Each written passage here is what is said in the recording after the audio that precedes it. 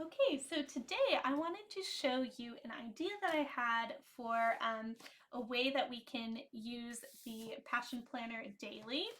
So, yeah, this is the daily planner, and I do have a link for Passion Planner down below if you want to check it out.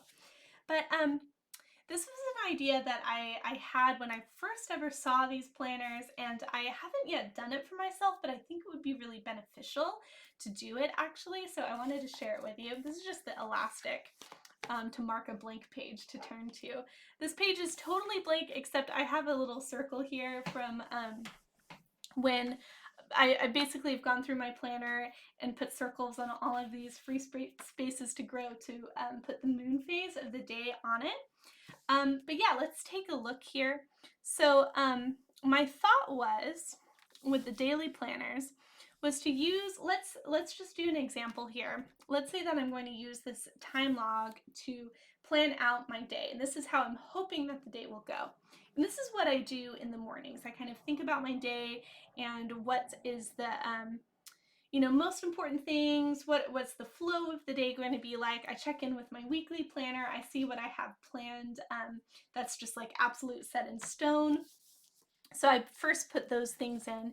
So let's say that today I was planning to do a stream from 3 to 5. I might block that in here. I'm just going to kind of do things fast and write like stream.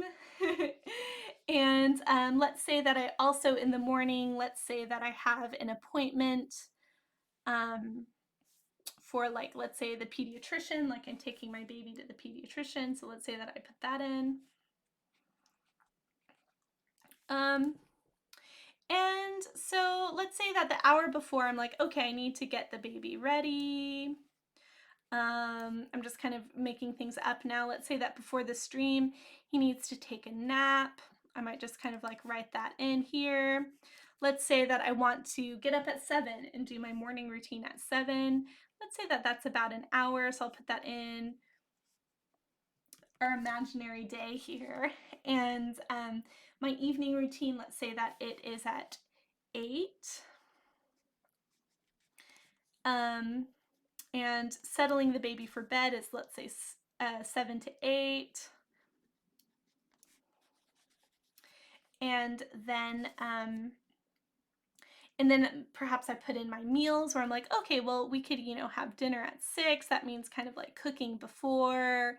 Lunch could be at noon. Breakfast is part of the morning routine, and there we go. So that's what I do first.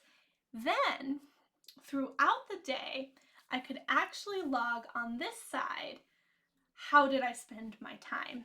So if you notice, and maybe I'll pull this up, put this up really close, but with each of the lines here, it correlates, it just lines up exactly with one of these dot grid lines. And each of these are in half-hour increments.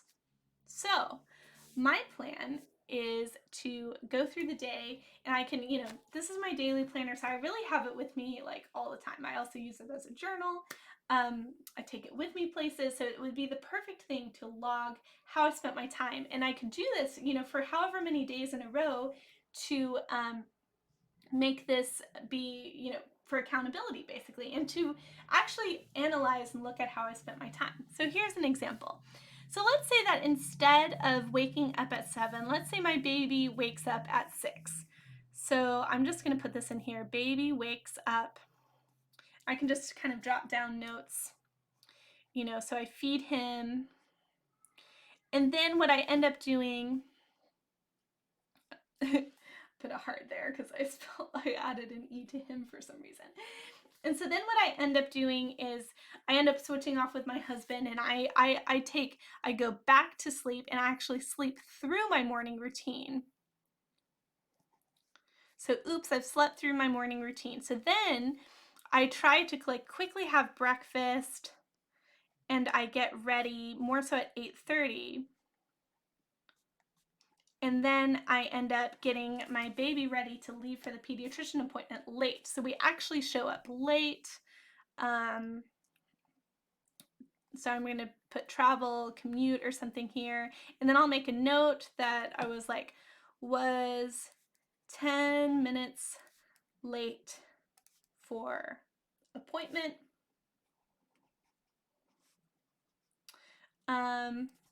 And let's say that I actually get home at like 12:30.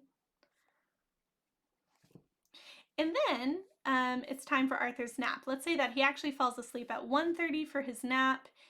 But you get the gist, right? Like I'm going through each time and thinking about it. And then what I end up being able to do during his nap is work on like Instagram posts or something that is easy. He ends up sleeping on my lap, so like let's say that I am able to do something like that. So it's like, oh hey, this is a good time. I could look back on this and be like, oh, that's a really good time to be productive with something that I can do sort of like in my lap, or like journal or read on my Kindle, or something that is like easily held in my hand.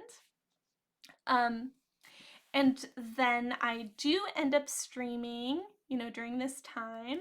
So I'll just kind of put a line there and put stream pediatrician.